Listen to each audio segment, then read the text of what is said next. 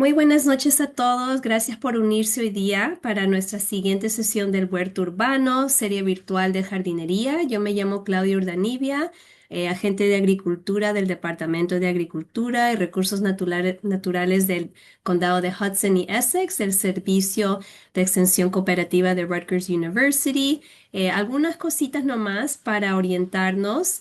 Em, Hoy día, como siempre, queremos darle gracias a nuestros socios, a nuestros colaboradores de la comunidad, como Cata, Kushimuyu Down Bottom Farms y nuestro otro programa de extensión. Esto está hecho posible por el funding del Gerwig Fund. Ya saben, pero en la etiqueta de Zoom, bien rapidito, es que vamos a comenzar con nuestros micrófonos silenciados.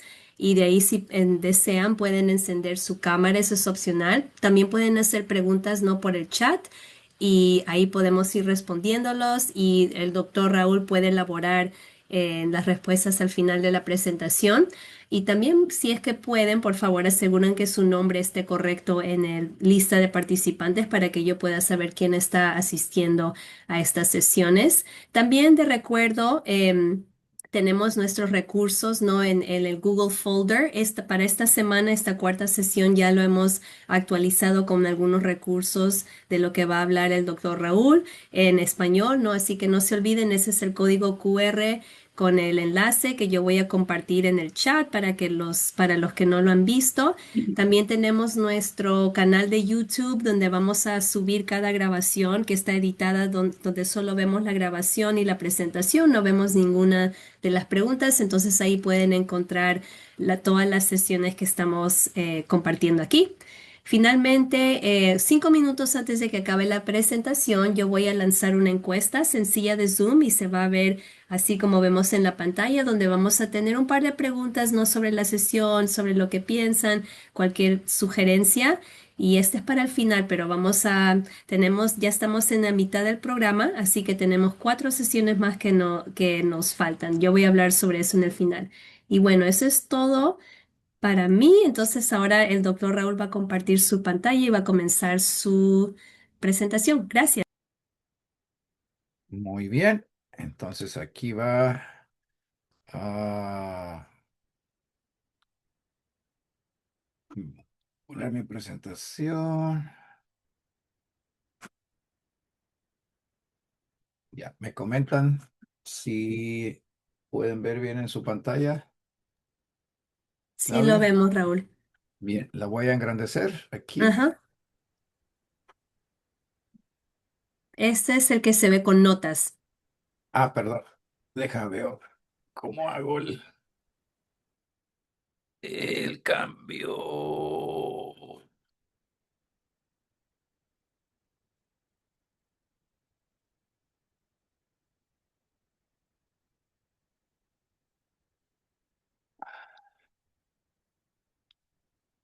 ¿Ya lo ven ahora sí?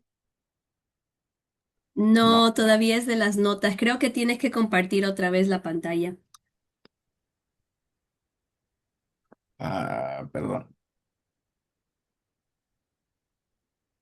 Bueno, entonces lo que voy a hacer la pantalla más en grande. No sé qué está pasando. Es que como tengo estoy usando dos monitores. Ah, sí, eso pasa. Creo que ahora sí pueden ver, ¿verdad? Sí, ujú, Mi está bien así. presentación aquí. Ah, bien, espero que las personas en sus teléfonos, en sus tabletas o computadoras puedan ver bien lo que tengo en la pantalla. Bien, mi nombre es Raúl Cabrera y yo soy ingeniero agrónomo entrenado en México.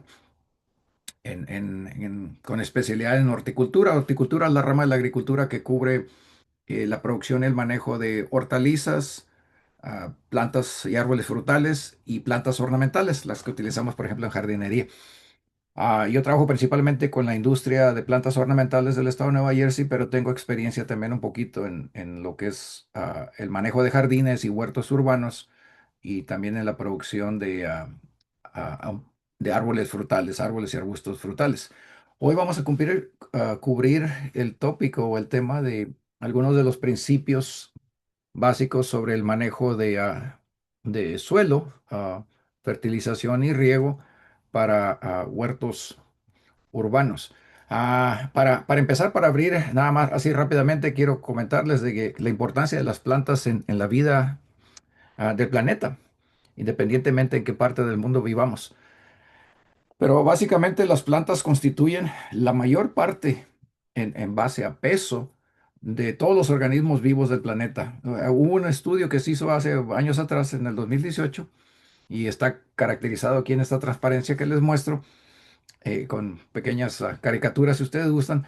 Pero estos científicos investigadores de Israel y de Estados Unidos se pusieron la tarea de estimar cuál es el peso total de seres vivientes, seres vivos en el planeta Tierra, incluyendo los organismos más microscópicos, pequeñitos, que necesitamos un microscopio para poder verlos, hasta el animal o la planta más grande que podamos imaginarnos, como lo sería un elefante o una ballena, o en el caso de los árboles gigantes de California, los secuoyas, de los pinos de madera roja, que son gigantescos, y desde los más pequeños hasta los más grandes. Bien, pues resulta que después de varios años ellos estimaron, y son nada más estimaciones, de que todo el peso total del planeta, de cada 100 kilos de peso vivo del planeta, 82 kilos serían ocupados por plantas.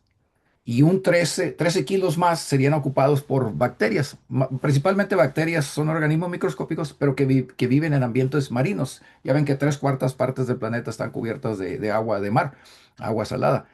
Bien, entonces entre plantas y un poco de bacterias, tenemos que la mayor parte del peso de los seres vivos del planeta está ocupado en esos dos organismos. Ah, y las plantas vienen a ser la fuente básica, principal de alimentos para todos los demás organismos animales, incluyendo insectos, bacterias, hongos, que viven en el planeta. Entonces necesitamos y requerimos de las plantas para poder subsistir todo el resto de los organismos. Ah, entonces, por ejemplo, por cada kilo de humano que hay, nosotros los humanos somos insignificantes, somos menos del 1% del peso vivo del planeta. Entonces, por cada kilo de ser vivo que hay, de humano, hay aproximadamente 7.500 kilos de plantas. No en número de plantas, sino en peso. Porque la mayor parte de las plantas del planeta, las que ocupan más peso, son los árboles de los bosques del mundo. Pero al final de cuentas, de nuevo, el resto de los organismos vivos del planeta, incluyendo insectos, bacterias, virus, ah, ah, mamíferos, aves, peces, requerimos, nos alimentamos de plantas o de otros animales que a su vez se han alimentado de plantas. Entonces, esa es la importancia de las plantas en la vida del planeta. Bien, ya regresándonos acá, ya sea en un ambiente agrícola o en un ambiente urbano, en las ciudades, en los centros de población en los que vivimos, tenemos esta idea o este concepto de que la mejor manera de producir plantas, ya sea plantas que nos den alimentos a nosotros, por ejemplo, granos, plantas que producen granos como maíz, frijol, trigo, arroz, como las plantas que nos producen fibras que las utilizamos para nuestra ropa, por ejemplo, el algodón o el lino, o el cáñamo, que utilizamos fibras de esos materiales para producir nuestra ropa, nuestros tejidos, o el uso de plantas ornamentales para poner en jardinería, o el uso de plantas o especies aromáticas para uso en cocina. Bien, la mejor manera de producir estas plantas es utilizar las plantas apropiadas para cada sitio, cada lugar, o sea, para cada región y para cada tipo de suelo. Y eso es algo que promueve mucho, por ejemplo, la Sociedad Internacional de Arboricultura, que tienen ese lema que dice utilizar la planta correcta o árbol correcto en el sitio correcto. Eso, de nuevo, aplica no solamente a plantas que fueron introducidas de otros países, de otras regiones del mundo, aquí a Estados Unidos o a México o a nuestros países de donde estamos nosotros, pero también las plantas que ya son nativas, que son autóctonas de esa región. Entonces, el utilizar plantas que sean compatibles con el sitio, con el ambiente, con el clima, el suelo y el agua de un lugar, nos hace tener menos problemas para poder producir los alimentos o los productos que deseamos obtener de estas plantas. Y también al utilizar las plantas correctas para el sitio, estaremos minimizando la probabilidad de que algunas de estas plantas se puedan escapar al entorno, a los alrededores del sitio donde estamos y se conviertan en plantas invasoras o especies invasoras que pueden causar muchos problemas en nuestros alrededores. Y ese es un detalle que no le habíamos prestado mucha atención hasta hace tiempo, pero ahora aquí, por fin, el estado de Nueva Jersey ya acaban de sacar un listado de plantas invasoras, invasivas. Muchas de ellas son plantas ornamentales. Las trajimos a este país para propósitos de jardinería en jardines urbanos, como plantas ornamentales. Y se han escapado y han causado una gran cantidad de problemas y detalles. Bien, regresando de nuevo al tópico de el utilizar la planta adecuada para el sitio adecuado. Esto tiene mucho que ver con los requisitos que tienen las plantas de varios componentes en el sitio en el que las vamos a plantar. Por ejemplo, los requerimientos de luz, de temperatura y de agua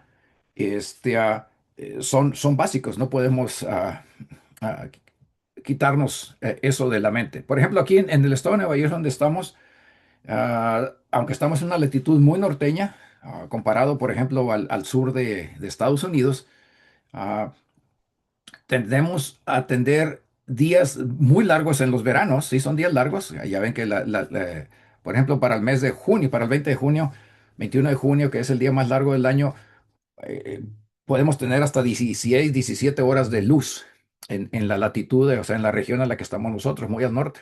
Mientras que se va uno más hacia el sur del país, se va reduciendo la cantidad de horas luz que hay en la época de crecimiento de las plantas en el verano. Más sin embargo, nuestros inviernos son muy pesados, son muy difíciles, y aquí va el aspecto de temperaturas bajas comparado a las regiones que tienen temperaturas más cálidas, más calientes. Entonces, de nuevo, la cantidad de luz que reciben las plantas, el número de horas de luz que reciben diariamente o en el sitio en el que están ubicadas, porque muchas veces en ambientes urbanos tenemos mucho sombreado por los edificios, la construcción que hay alrededor nuestro, o si tenemos un huerto que tiene mucha sombra natural de los árboles que hay alrededor. Entonces eso va a afectar la cantidad y calidad de luz que reciben las plantas en el sitio en que vamos a estarlas produciendo. Temperaturas, de nuevo, los extremos, temperaturas demasiado calientes o demasiado frías, típicas de cada región. El agua, la cantidad de agua y el tipo de agua que vamos a poder utilizar para satisfacer las necesidades de las plantas. Eh, a nivel general, en el estado de Nueva Jersey tenemos muy buena lluvia a lo largo del año, de suficiente precipitación, comparado, por ejemplo, a alguien que viva en la parte oeste del país, alguien que viva en la parte más árida del país, con estados como Texas o Arizona o inclusive California, donde reciben muchas veces menos de la mitad de la lluvia que recibimos nosotros en un año. A lo que voy aquí es de que va a ser muy importante tener en cuenta qué acceso vamos a tener a agua para poder regar y mantener a las plantas hidratadas sin tener problemas. Aquí en esta foto que les estoy mostrando en la pantalla, tenemos el ejemplo. Esta es una planta ornamental, la que está en el centro de la imagen. Es un árbol de crespón. En México le conocemos como crespón, le llaman astronómica o astromínica en Centro y Sudamérica, o le llaman el árbol de Júpiter en España, por ejemplo. El Lagerstroemia, o crepe myrtle que le llaman en inglés. Es la planta, el arbusto de flor que está en medio. No sé si pueden notar que del lado izquierdo de esa planta está lleno de flores, mientras que el lado derecho de la planta tiene muy poquitas o casi nada de flores. Bien, pues resulta que esa planta requiere de sol completo la mayor parte del día para poder florecer y dar ese espectáculo tan bonito que es muy apreciado en los lugares donde se planta. Aquí en el sur del estado tenemos lugares donde se pueden adaptar muy bien. Pues lo que pasa es de que el árbol de nogal, el árbol grande que está a la derecha de la pantalla, que tiene dos troncos, ese sombrea la mitad del arbolito, de ese arbolito del crespón o crémero, de tal modo de que inhibe la suficiente entrada de luz y la calidad de luz que requiere el árbol para poder echar sus flores y eventualmente sus frutos, las cápsulas que producen semillas. Entonces aquí tenemos una especie, este árbol o esta especie de arbolito de flor requiere exposición a muchas horas de luz y buena cantidad de luz. Luz necesita estar realmente, igual que los rosales, las plantas de rosa, requieren 100% de luminosidad por lo menos 6, 7, 8 horas diarias. Del mismo modo, podemos pensar de algunas hortalizas que tienen requerimientos altos de luz, o algunas de ellas tienen requerimientos de sombra, necesitan estar sombreadas para evitar tener problemas. Por ejemplo, aquí les muestro en este pequeño cuadro, en esta transparencia, que la gran mayoría de las hortalizas que producimos nosotros en huertos urbanos requieren por lo menos de 6 a 8 horas de sol, de exposición directa al sol para poder crecer bien. Por lo general, las hortalizas de hoja, como la lechuga o las repollo, arúgula, hortalizas que producimos por su hoja, como lechugas, acelgas, col rizada, inclusive el brócoli, espinaca, arúgula, ah, tienden a ser más tolerantes a la sombra, sobre todo el grupo de las coles, los que tengo ahí señalados en un pequeño recuadro, la col rizada, o el que le llaman kale en inglés, o brócoli, repollo, o la mostaza de hojas, o el nabo. Entonces, ellos pueden tolerar ambientes donde tienen menor exposición a la radiación, a la luz del sol durante el transcurso del día. Mientras que las hortalizas que generalmente las producimos por sus frutos, para producir frutos, como por ejemplo serían el tomate o el pimiento, o las hortalizas de raíz como la zanahoria o las papas, esas van a requerir de una mayor cantidad de horas luz o de radiación a lo largo del día para poder desarrollar apropiadamente flores y los frutos y crecer y desarrollarse bien.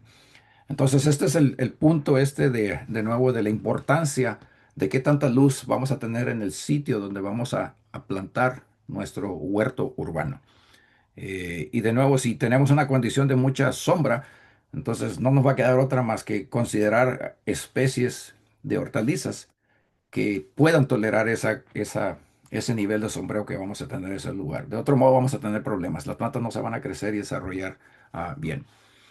Bien, los efectos del ambiente alrededor de las plantas puede tener un impacto, también un efecto, sobre todo en los meses de verano, en las plantas. Por ejemplo, aquí tenemos una planta ornamental de viburno, le llaman viburno en español, viburnum en inglés también, que echa unas flores blancas muy bonitas.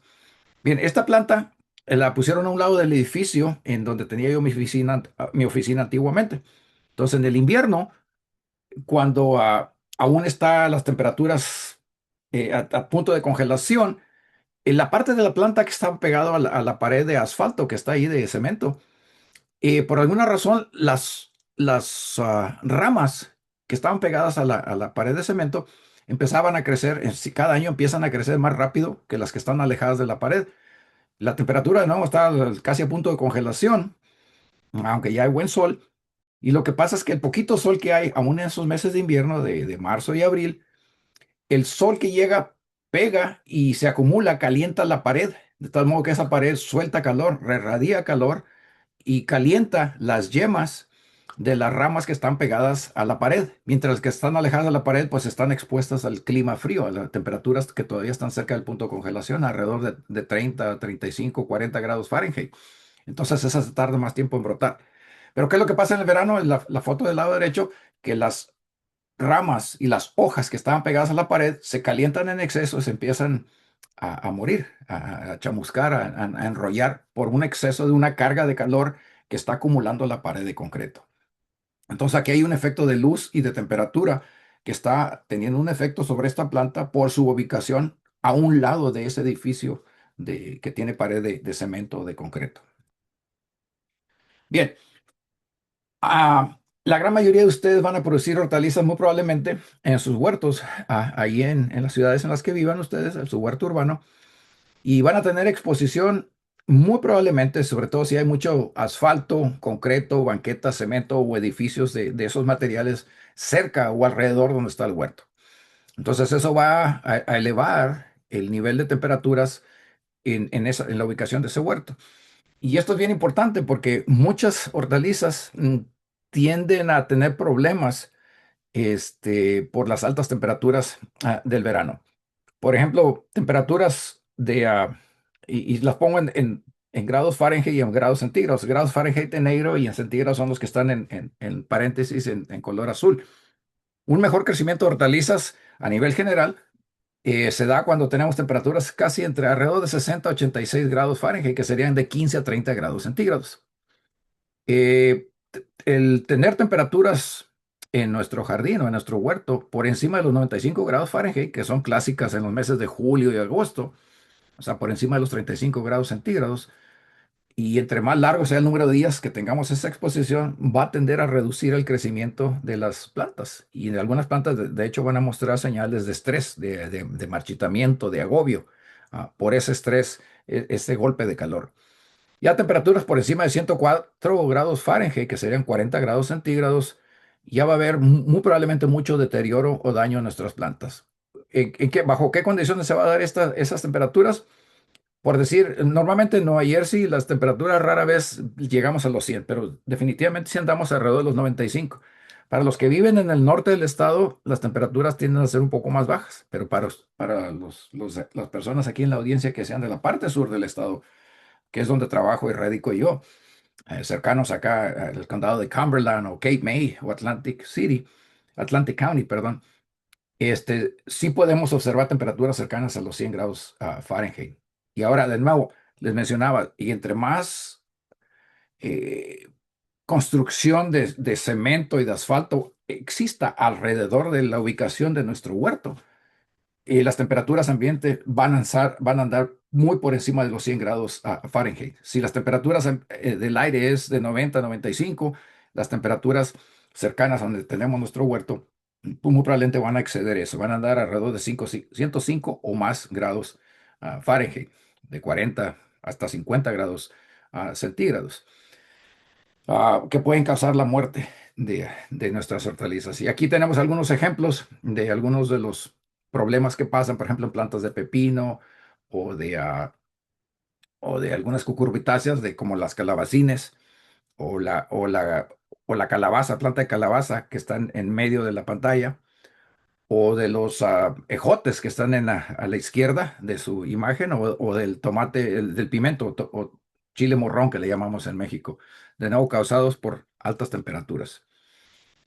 Bien, algunos de los otros componentes de tanto del suelo y del lugar donde tenemos nuestro huerto que pueden afectar el crecimiento y la calidad de nuestras hortalizas va a ser el suelo, las características del suelo, la competencia con otras plantas o malezas, malas hierbas que van a competir por agua, luz y nutrientes con nuestras plantas de interés, o la presencia de contaminantes, contaminantes ya sea en el agua, en el suelo o en el aire alrededor del sitio donde tenemos nuestro huerto o nuestro jardín. A nivel suelo, tenemos que las raíces que van a estar creciendo, desarrollándose en ese suelo, ya sea el suelo nativo del sitio, del jardín o del huerto, o si estamos trayendo suelo de fuera para construir camas elevadas, o inclusive los sustratos que utilizamos para poner plantas en maceta, pueden tener un efecto bien marcado, sobre todo sobre el crecimiento de las raíces de las plantas, sobre todo si ese suelo o sustrato que tenemos ahí en nuestro huerto está demasiado compactado. Y ese es un problema muy común que observamos en huertos y jardines urbanos. La otra es la presencia de malezas, por la competencia que hacen. El tener malezas, malas hierbas, vegetación que no sea de nuestro interés alrededor de nuestro huerto, van a estar compitiendo por agua y nutrientes con nuestras plantas de interés. Una y dos, esas malezas a veces pueden ser portadoras de plagas o enfermedades que van a afectar a nuestras hortalizas de interés. Para ustedes, los que viven en el norte del estado, tendemos a tener suelos muy arcillosos, que tienen mucho barro, suelos barrosos, que tienen problemas de drenaje. Y aquí una de las recomendaciones que tenemos son suelos muy compactados por demasiada construcción urbana. El construir camas elevadas con suelo modificado o alterado de mejor calidad que el suelo nativo nos van a permitir tener mejor éxito en contrarrestar algunas de estas características negativas de compactación o de suelos demasiado barrosos o arcillosos que van a retener mucha agua después de una lluvia o después de un riego pesado y poco aire. Entonces son algunas de las consideraciones que debemos de tener en cuenta si tenemos suelos así de ese tipo ah, arcilloso. Para los que están en el sur del estado, los suelos son arenosos. Ahí tenemos lo opuesto. Ahí los suelos se drenan demasiado y tienen poca fertilidad, pero ahorita voy a hablar un poquito más acerca de eso. Bien, las plantas, al igual que nosotros los humanos o los animales, podemos sufrir de estrés por algunos componentes vivos del ambiente en el que estamos o componentes no vivos. Componentes no vivos, los llamados abióticos o fuentes abióticas de estrés, Algunas de las formas físicas de estos estreses pueden ser temas como sequía, o sea, la falta de humedad, suficiente humedad en el suelo para satisfacer las necesidades de las plantas, o su opuesto sería inundación. Por ejemplo, en el caso de los suelos muy arcillosos del norte del estado, donde después de una lluvia, un riego muy pesado, el suelo retiene mucha humedad y poco aire, y eso es igualmente estresante para la planta, como para lo serían para las plantas acá en el sur del estado, que tenemos suelos arenosos que no retienen mucha agua, retienen mucho aire pero poca agua, y al final de cuentas resulta ser contraproducente.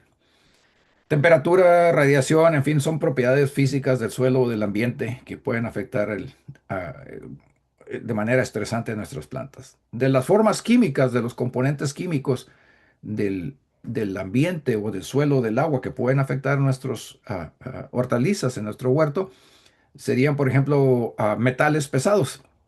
Por ejemplo, para ustedes los que viven en la parte norte del estado, donde antiguamente o históricamente han tenido mucha más presencia de fábricas y básicamente de fábricas que producen químicos o que han estado produciendo químicos y un montón de otros componentes que pueden ser tóxicos para humanos y para plantas. Eh, Eso ha contaminado mucho los suelos y las aguas y el aire de algunas regiones, y pueden tener un efecto de nuevo sobre el crecimiento y desarrollo de las hortalizas. Y tristemente, algunos de estos materiales, como por ejemplo metales pesados, que serían muy similares a los nutrientes que requieren las plantas, pero que son contaminantes, como mercurio, arsénico, plomo, níquel, cosas, residuos de industrias de manufactura de productos químicos e industriales, pueden estar en los suelos y pueden ser absorbidos por las plantas. Y si nosotros consumimos esas plantas, podemos tener problemas de toxicidades humanas. Entonces, algo que tener siempre presente. Ahorita vamos a hablar acerca de los análisis del suelo y la importancia de tomarlos en cuenta si vamos a producir hortalizas o frutas que pensamos consumir nosotros o nuestra familia. Residuos de pesticidas o toxinas. Y hay algunas otras propiedades del suelo que vamos a hablar más adelante: el pH del suelo, la acidez del suelo, la cantidad de sales que hay en el suelo y los nutrientes que son de interés para nosotros.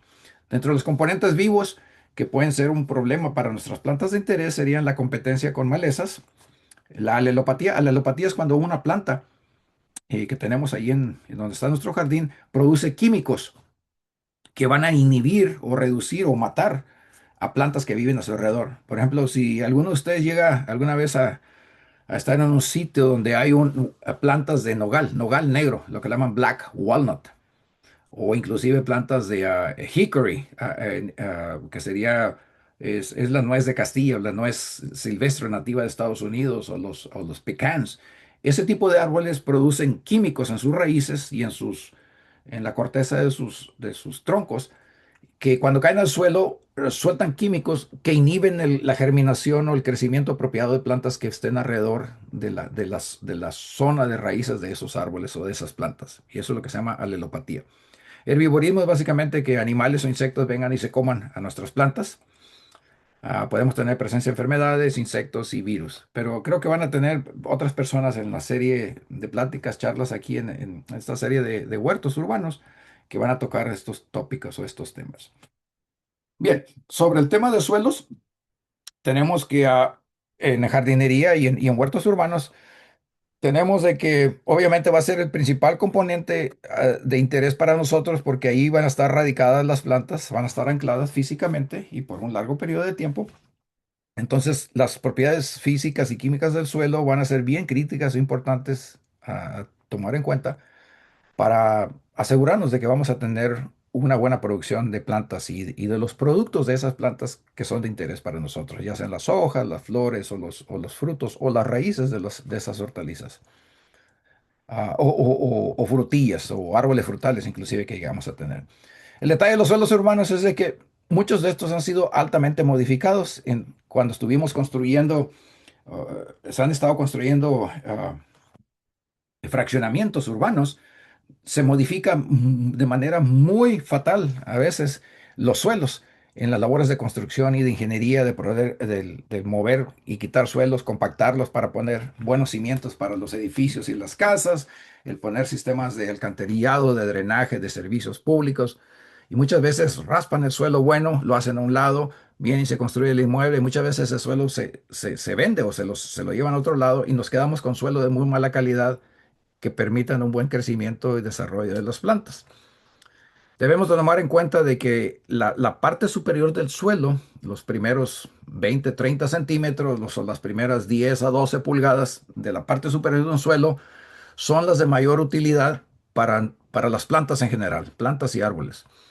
¿Por qué? Porque en esa capa de suelo, a veces le llamamos el suelo negro, o le llamamos en agricultura le llamamos el horizonte, le llamamos horizonte, el horizonte A y el horizonte cero o O. Aquí es donde se prestan las condiciones físicas y químicas que son más adecuadas para el crecimiento de las raíces. Y como les decía, en suelos urbanos muchas veces vienen los contratistas, los que están construyendo casas y edificios, y raspan esas primeras 10 pulgadas o 12 pulgadas de suelo, lo hacen a un lado, hacen la construcción y se supone que deberían de poner el suelo de regreso a su sitio para después poner los jardines y los huertos, ¿verdad? En ese lugar. Muchas veces no se hace así y nos quedamos con niveles inferiores de suelo que no son de muy buena calidad para permitir un buen crecimiento y desarrollo de las raíces de las plantas. Entonces toca mandar a hacer una muestra de suelo, colectar la muestra de suelo, enviarla al laboratorio para que nos digan la calidad y el tipo de suelo que tenemos y qué tipos de fertilización, programas de fertilización o prácticas de manejo de suelo vamos a tener que utilizar que nos permitan tener un mejor crecimiento y desarrollo de nuestras plantas de interés, ya sean hortalizas o ya sean plantas de ornato, árboles, arbustos, flores. Claudia, muy probablemente, y hubo alguna otra personas van a presentar sobre el tópico de suelo, pero básicamente las oficinas de los condados proveen los kits de información y las bolsitas y las instrucciones para colectar las muestras de suelo de su huerto, de su jardín, y por una cuota relativamente módica, que creo que son 40 o $50, ahí vienen las instrucciones, usted colecta la muestra de suelo, la regresa a la oficina del condado, paga con su money order o su cheque la cuota de la evaluación y al final de 1 o 2 semanas le envían los resultados, donde le dan las recomendaciones, qué tipo de suelo tienes y qué prácticas de manejo puede hacer y qué prácticas de fertilización necesitaría usted hacer para producir las plantas que tiene usted interés en hacer. Entonces hay información, inclusive hay un pequeño video que provee el laboratorio de suelos de la universidad de cómo colectar la muestra y cómo enviarla al laboratorio para que de nuevo hagan los análisis y nos envíen la información que sea de interés para nosotros. Hay otras pruebas que puede uno hacer en nuestro lugar para determinar, por ejemplo, qué tan bien retienen agua y drenan los suelos de nuestro lugar, las demás pruebas de infiltración. Y estas son relativamente fáciles de hacer. La presentación se va a quedar en manos de Claudia, de la Claudia Urdinave, Claudia Gil Arroyo, para distribuirlas a ustedes, donde vienen de nuevo la serie de fotos de cómo hacer esta evaluación, que nos permita a nosotros darnos idea de qué tan rápido se drena el suelo donde vamos a poner nuestro suelo, a nuestro huerto urbano. Como les decía, en la parte norte del estado son suelos arcillosos, son de drenaje intermedio a lento. Entonces hay un problema ahí cuando llueve mucho o regamos demasiado. Mientras que los suelos del sur del estado son de tipo arenoso, ahí se va a drenar, infiltrar bien rápidamente el agua de riego y va a tocar estar haciendo riegos más frecuentes para satisfacer las necesidades de las plantas.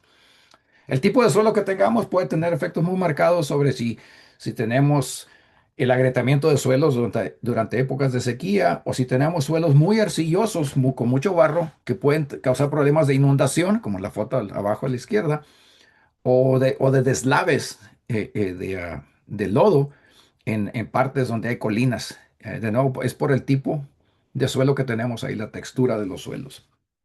Como les mencioné anteriormente, las labores de construcción en ciudades, de casas, de edificios, de inmuebles, causan muchos problemas de compactación y se compactan los suelos al punto de que batallan mucho las raíces de las plantas para crecer y desarrollarse y tenemos muchos problemas de anegamiento o de inundación. ¿Por qué? Porque el agua no se puede filtrar o drenar apropiadamente en suelos muy compactados.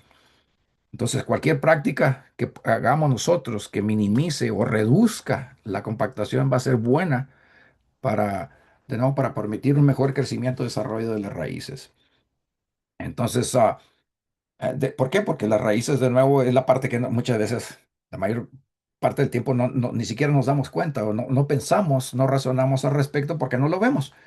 Pero es ahí donde, de nuevo, más de la mitad, o la mitad o más de la mitad de la planta, del peso total de la planta, va a estar viviendo, radicando durante el curso de vida de esas plantas, hortalizas o frutales que tengamos ahí. Entonces, el tratar de minimizar la compactación de esos suelos va a ser lo mejor que podemos hacer nosotros para poder de nuevo asegurarnos de que tenemos eh, un suelo con las condiciones apropiadas que permitan un mejor crecimiento de raíces. ¿Cómo podemos reducir la compactación de algunos suelos, tanto arcillosos en el norte del estado o arenosos en la parte sur del estado, con la simple adición de materia orgánica, enmiendas orgánicas, las llamadas compostas? De nuevo, también estas a su vez van a estar proveyendo al momento de agregarlas y mezclarlas con nuestro suelo de nuestro huerto o jardín. Vamos a estar proporcionando nutrientes que las plantas van a requerir para su crecimiento y desarrollo. De nuevo, es bueno buscar un buen proveedor, productor de composta, o podemos hacer nuestras propias compostas. No sé si en la clase de aquí de Huertos Urbanos traigan o haya una sesión, una plática, una charla de alguien que hable sobre cómo preparar compostas uno mismo en traspatio, en las partes en nuestras propiedades donde vivimos nosotros. Son relativamente fáciles de hacer y de nuevo es una manera de estar agregando materia orgánica y reduciendo la compactación de nuestros suelos y proveyendo nutrientes para nuestros cultivos orgánicos. Y tiene muchos efectos muy positivos. Por ejemplo, en suelos de textura arenosa, como en la parte sur del estado, el agregar materia orgánica por medio de compostas va a mejorar las características de drenaje y de retención de agua. Y va a aumentar la capacidad de retención de agua en un suelo arenoso y va a reducir su drenaje. Mientras que hace lo opuesto en un suelo de tipo arcilloso, como en el norte del estado, agregar de nuevo compostas van a causar un mejor drenaje y van a reducir la compactación y la retención de agua, de demasiada agua en suelos de tipo arcilloso. El tipo de compostas que utilicemos van a tener un efecto de que puede durar semanas o a veces meses o a veces en algunos casos muy longevas. Por ejemplo, las compostas o las cortezas de especies de pinos, de coníferas, tienden a ser muy permanentes en suelo y los utilizamos mucho como acolchados orgánicos de tipo decorativo, lo que llaman mulching en inglés, para que usamos para proteger la zona de las raíces de árboles y arbustos. Y de nuevo, es cuestión nada más de buscar la composta, el tipo de composta que es más apropiado para el propósito que tenemos para nuestras plantas en nuestro huerto o jardín.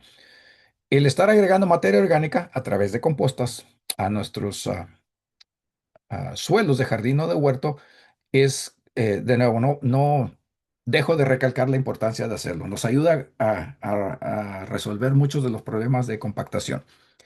Esto ayuda a mejorar la aireación y la labranza, la habilidad de voltear y de mezclar el suelo. Por ejemplo, para ustedes que están interesados en producir hortalizas de raíz como papas o ah, cebollas o zanahorias, eso es bien importante. La labranza de los suelos es la habilidad de poder nosotros voltear y traspalear y asadonear ese suelo, porque va a permitir un mejor crecimiento y desarrollo de esa parte, de ese órgano subterráneo en el que estamos interesados, ya sea una cebolla, una zanahoria, una papa.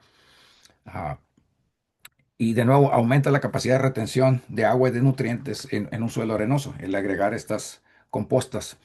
Para tener un buen efecto, la recomendación es de que si tenemos camas de suelo mineral, ya sea arenoso o arcilloso, para poder efectivamente tener un efecto positivo, necesitamos agregar por lo menos de 40 a 50% del volumen de suelo en el que vamos a estar trabajando o en la cama de suelo en la que vamos a estar trabajando. Ah, para árboles y arbustos que son de tipo ornamental, solamente la recomendación es agregarlo en tipo acolchado a nuestras plantas de interés, por ejemplo, árboles o arbustos frutales, y no mezclarlo porque vamos a hacer mucha destrucción de las raíces de árboles o arbustos, plantas perennes que ya están en un sitio. Entonces ahí no se recomienda el agregar la composta y mezclarla, sino simplemente nada más ponerla sobre la superficie, como si fuera tipo acolchado. Y la recomendación bien grande, por supuesto, es no amontonarlo contra los troncos de árboles o arbustos, porque eso puede causar problemas de pudrición. Entonces, para un suelo arenoso, las recomendaciones, por ejemplo, es incorporar las compostas en los primeros 10 centímetros, que serían 4 pulgadas, por decir así, de composta, agregarlas y mezclarlas con una rotocultivadora o con un asadón y con pala podemos hacerlo eso, porque por lo general nuestros huertos urbanos son relativamente pequeños. Entonces, eso es factible que lo podamos hacer nosotros manualmente o con el uso de una rotocultivadora para los que tienen acceso a ese tipo de equipo. Y se recomienda estar agregando por lo menos una o 2 pulgadas de composta cada año a posterior o siguiente en la pequeña parte donde tenemos nuestro huerto. Podemos utilizar también acuachados de materia orgánica, lo que le llaman mulches en inglés, ya cuando tengamos nuestras plantas de interés. Y eso es básicamente con hojas, hojarasca o corteza o paja, bueno. Y esto nos va a ayudar a retener la humedad que está en el suelo donde están creciendo las raíces de nuestras plantas. Podemos también cultivar en algunos casos algunas plantas que le llamamos estiércoles verdes, que serían como trébol o algunos tipos de pastos, que después uno los puede incorporar y mezclar y nos van a estar dando más fertilizantes y nutrientes minerales, que sería como el estar utilizando fertilizantes de tipo orgánico, si usáramos esas plantas de cobertera, como trébol o algunos pastos. Para un suelo arcilloso, de nuevo, el incorporar tal vez un poquito menos porque es mucho más difícil de trabajar mecánicamente o físicamente un suelo arcilloso, barroso, como en el norte del estado. Entonces ahí las capas de composta agregadas serían un poco más bajas ah, y la que vamos a estar agregando anualmente comparadas a un suelo arenoso. La recomendación es, si vamos a hacer aplicaciones de composta, hacerlas en el otoño, ya después de que pasó la temporada de cosecha, para dejar tiempo en preparación para el siguiente primavera. Para aquellos de ustedes que les gusta utilizar acolchado en camas de jardinería o inclusive para proteger la zona de raíces de árboles y arbustos frutales, la recomendación es de ser precavidos y no poner capas demasiado gruesas, sobre todo encima de suelos muy arcillosos o barrosos, porque vamos a causar muy probablemente problemas de, de drenaje pobre e inundación, lo cual son malos porque van a pudrir las raíces de nuestras plantas, los troncos, en el caso de árboles como en el caso del el mal uso de acolchado en forma de volcanes contra el tronco de los árboles o de arbustos grandes, eso eventualmente termina matando a nuestras plantas de interés por pudrición en la base de donde se juntan los troncos de estas plantas con las raíces. Ah, Al acuachado, ya sea si lo hagamos en un árbol ornamental o frutal, es básicamente hacer una capa ligera, no mayor de 5 o 7 centímetros, de no más de 2 pulgadas de grosor y nunca amontonarlo contra el tronco de los árboles o de los arbustos, ya sean ornamentales o frutales. En el caso de hortalizas, camas de suelo en plantación, muchas veces se acostumbra al uso de acuachados en forma de paja o de heno, sobre todo en las áreas que están en medio de los surcos o de las hileras donde tenemos nuestras plantas de interés. Inclusive en algunos casos, algunas personas reutilizan cartones, el cartón como la figura abajo a la derecha, cartón se pueden ser utilizado como acolchado si no tiene uno acceso a paja o a heno. Entonces, algunos de nosotros vivimos en zonas urbanas donde hay una gran disponibilidad de estos cartones, los podemos utilizar. Sí, eventualmente se van a descomponer y desbaratar con la lluvia y todo eso, pero es materia orgánica. Recuerden, fueron hechos de materiales de planta, son tejidos de planta que se van a incorporar y no van.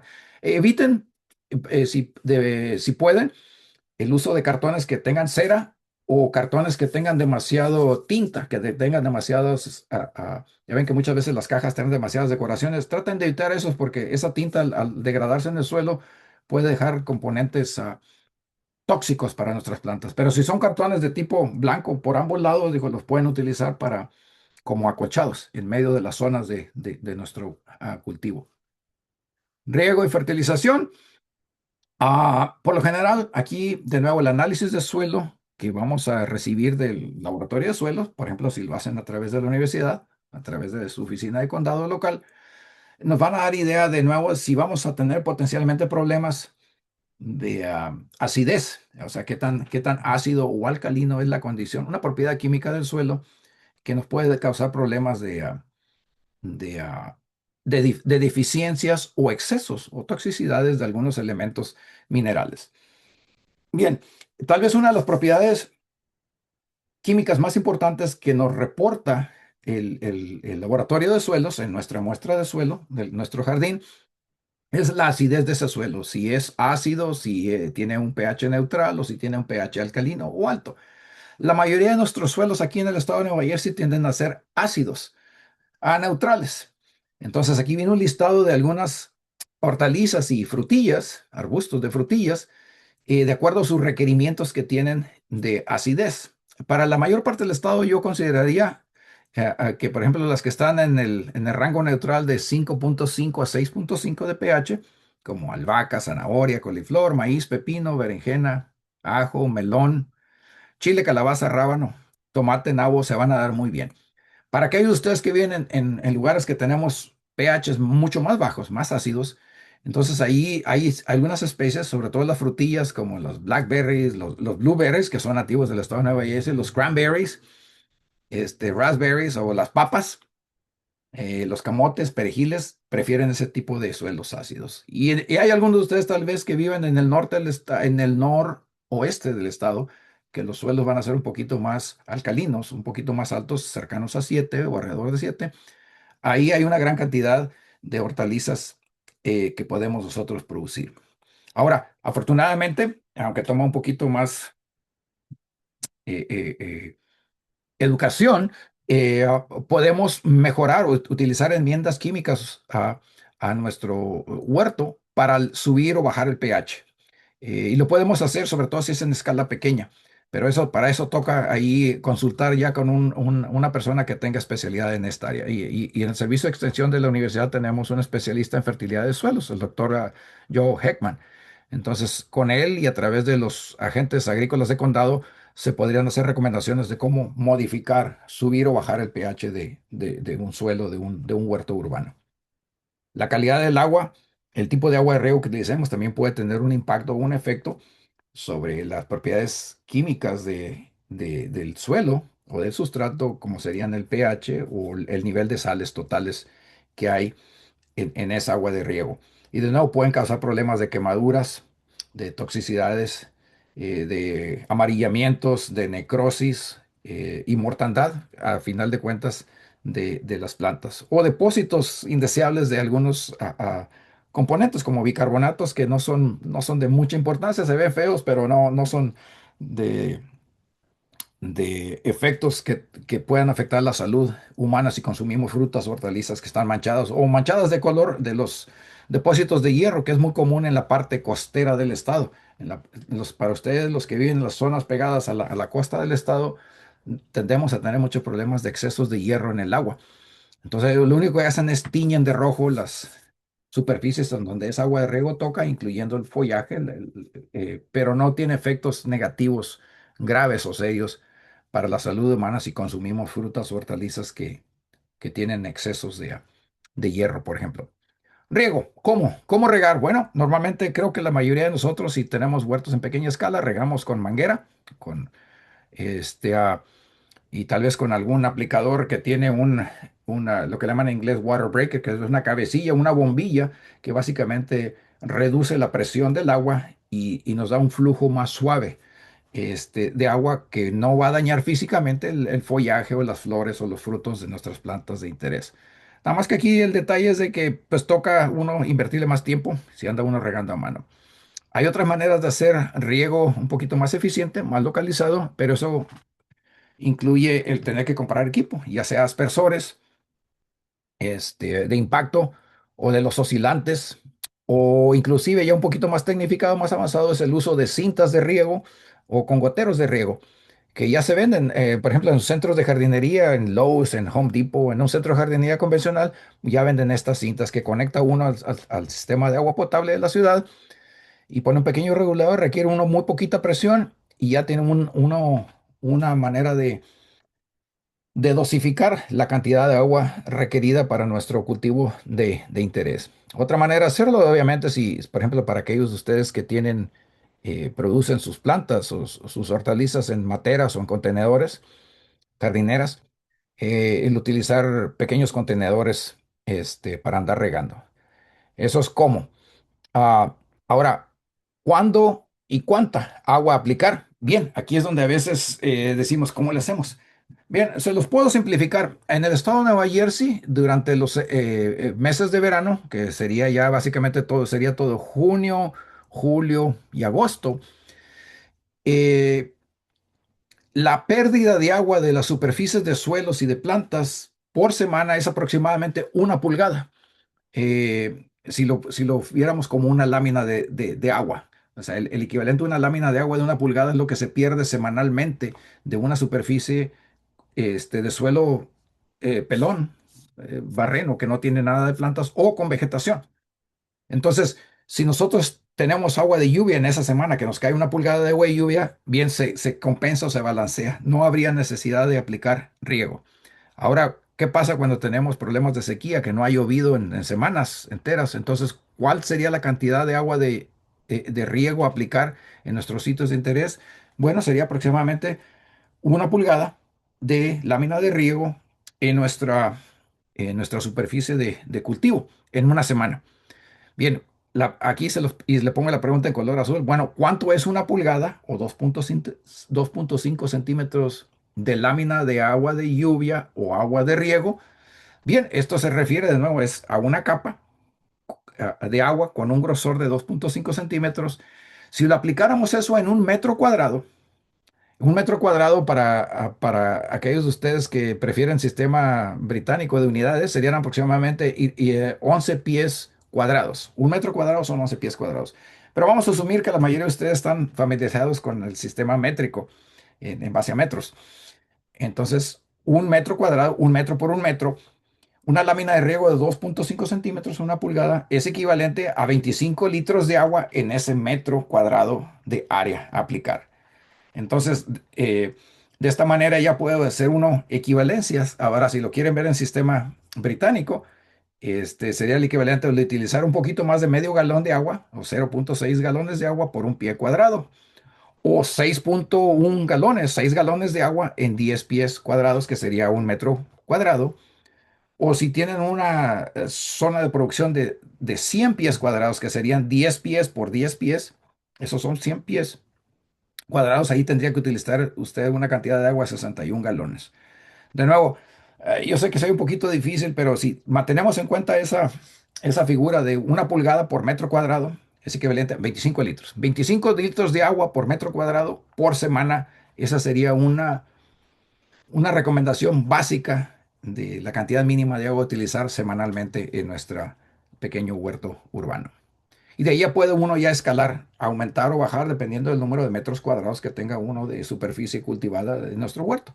Inclusive eso aplica a macetas o contenedores. Usted determina el área de sus macetas y en base a eso hace el cálculo utilizando 25 litros por metro cuadrado como base. Volviendo al tópico de nutrición, porque ya nos vamos acercando el tiempo de ir cerrando esto aquí. Las plantas requieren aproximadamente 13 elementos minerales que absorben de la raíz, de la zona de las raíces del suelo o de sustrato si la está produciendo en una matera o en un contenedor. Estos están listados aquí por sus abreviaciones, pero básicamente estos serían ya listados en español: es nitrógeno, fósforo, potasio, calcio, magnesio, azufre. Esos son los elementos mayores, los que están del lado, bueno, aquí están abreviados aquí en sus fórmulas químicas abreviadas, pero de los elementos menores o microelementos serían fierro, manganeso, cobre, zinc, cobre, molibdeno y boro. Entonces, de esos tres elementos, un buen número de ellos ya están presentes en el suelo mismo donde estamos produciendo nuestras plantas. Los que normalmente nosotros debemos de aplicar con más frecuencia o regularidad a través de fertilizantes químicos o a través del uso de compostas o de fertilizantes orgánicos van a ser normalmente fertilizantes que contienen nitrógeno y potasio. Nitrógeno se abrevia como N y potasio como K. Fósforo es otro elemento que a veces se le da mucha importancia, pero la gran mayoría de los suelos urbanos en Nueva Jersey ya tienen niveles muy buenos de fósforo. Entonces, fósforo es un elemento que no se recomienda aplicar a menos que el análisis de suelo que les enviaron del laboratorio de suelos les indique que lo tienen que hacer y les van a dar la recomendación qué tanta cantidad tienen que aplicar basado en libras por cada 1000 pies cuadrados o 100 pies cuadrados. Ahí les dan la información de la cantidad a aplicar basado en ese análisis de suelos. Bien, el tipo de fertilizantes a utilizar o aplicar, hay de varias formas y formulaciones. Las formas más comunes son granulados, son fertilizantes en forma de sales químicas granuladas, como la que utilizamos en agricultura. Eh, o podemos utilizar fertilizantes de liberación lenta o controlada, que normalmente son pequeñas esferitas o caniquitas, porque están capeados con una cubierta plástica o un polímero de azufre que recubre esa sal fertilizante.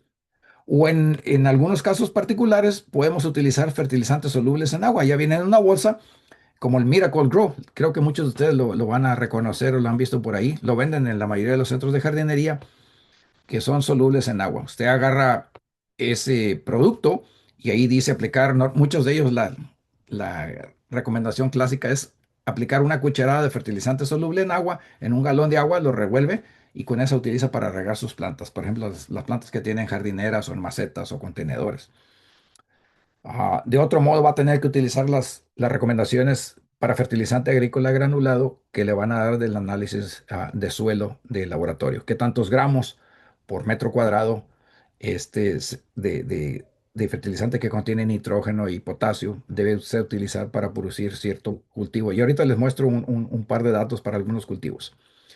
Hay que tener cuidado porque el uso excesivo de fertilizantes podemos quemar a nuestras plantas, como muestran estas fotos aquí. ¿Por qué? Porque los fertilizantes son sales y un exceso de sales le hace muy difícil a las plantas el poder absorber el agua. ¿Por qué? Porque el agua que contiene mucha sal, de nuevo, las raíces de las plantas batallan mucho para separar la sal del agua que requieren. Y si aplicamos fertilizante en exceso, esos sales excesivas, de nuevo van a estar causando problemas de marchitamiento de nuestras plantas y en un momento dado problemas de toxicidad, de quemadura. Bien. Fertilización, ¿qué hacer previo al trasplante? Mandar nuestro suelo para hacer el análisis. El laboratorio nos da las recomendaciones que hay que aplicar antes de poner nuestros cultivos de interés en ellos. Y si tenemos que suplementarlo, y nos van a dar las dosis de aplicación, es decir, cuántas libras de cada uno de estos materiales vamos a estar aplicando por cada área, por cada metro cuadrado o número de pies cuadrados de superficie a agregarse. Y de nuevo, el análisis de suelo del laboratorio les va a dar esa información. Aquí hay un ejemplo de fertilización, de prácticas de fertilización, tasas de fertilización recomendadas para un jardín o un huerto ya establecido. Es para un huerto urbano. Por ejemplo, para tomates se recomienda que por cada 1000 pies cuadrados de área, que serían equivalente más o menos a 100 pies cuadrados, ya este sería un huerto muy grande. 1000 pies cuadrados, este, ah, son divididos entre 10, nos da aproximadamente 100 metros cuadrados, o sea, 10 metros por 10 metros, ya es un huerto bastante grande. Y si tuviera nada más tomates, la recomendación es estar aplicando 1 libra por cada 1000 pies cuadrados de nitrógeno cuando observa el primer juego de flores en esos frutos y 4 semanas después agregar otra libra de fertilizante nitrogenado. Y ahí vienen los tipos de fertilizantes agrícolas que usted podría comprar y utilizar como fuente de nitrógeno, ya sean 3 libras de nitrato de amonio o 4,5 libras de sulfato de amonio o urea, que es el fertilizante más común, más barato, 2 libras de ese material. O si utilizara, por ejemplo, un fertilizante orgánico basado en harina de sangre de animales, tendría que utilizar 7 libras por ejemplo, de ese compuesto. Y así viene la recomendación para papas, maíz dulce, repollo, calabazas, ah, pimientos y, y ejotes. En esta publicación del doctor Joe Heckman, que es el especialista en fertilidad de suelos, y Steve Reiners, es un antiguo especialista en hortalizas aquí para la universidad. Fertilizantes orgánicos, aquí bien, aquí va a tocar de nuevo, dependiendo del tipo de materiales, son más lentos en su efectividad para liberar los nutrientes de interés para nuestras plantas. Entonces hay, por ejemplo, fertilizantes orgánicos que están basados en residuos de sangre de animales, de rastros y de fábricas donde se procesan animales, eh, o de hueso o por ejemplo, estiércoles animales como los basados en estiércol bovino de vaca, el que dice en inglés dry cow manure, o de preferencia se recomienda más utilizar los que ya vienen compostados. O de nuevo hay otros tipos de fertilizantes orgánicos que se recomiendan ahí. Yo sé que hay interés de muchas personas de utilizar materiales orgánicos pensando de que estamos aplicando menos químicos sintéticos en nuestras plantas u hortalizas de interés. Lo que sí quiero mencionarles es de que debemos de tener cuidado porque el uso de fertilizantes orgánicos muchas veces resulta ser insuficiente para proporcionar las cantidades de nutrientes que las plantas realmente requieren. Y si usted aplica en exceso, este, algunos de estos materiales pueden causar problemas de toxicidad. Entonces, aquí va a tocar, de nuevo, ver las recomendaciones que nos dan el laboratorio de suelos con respecto a las cantidades de los diferentes tipos de materiales que usted podría utilizar dependiendo del cultivo que usted está interesado, ya sean, por ejemplo, tomates o pimientos o ejotes. Y ya usted especifica eso cuando envía la muestra de suelo al laboratorio y ellos ya le van a dar la recomendación. Si utiliza materiales fertilizantes de tipo orgánico, utilice tanta cantidad por tanta área, o si son de tipo orgánico, utilice esta otra cantidad.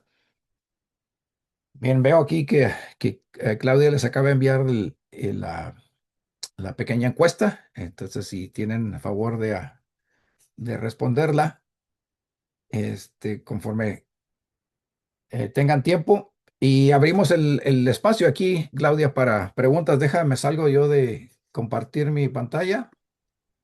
Eh, Gracias, doctor Raúl. Déjame parar la grabación. sí, Ok.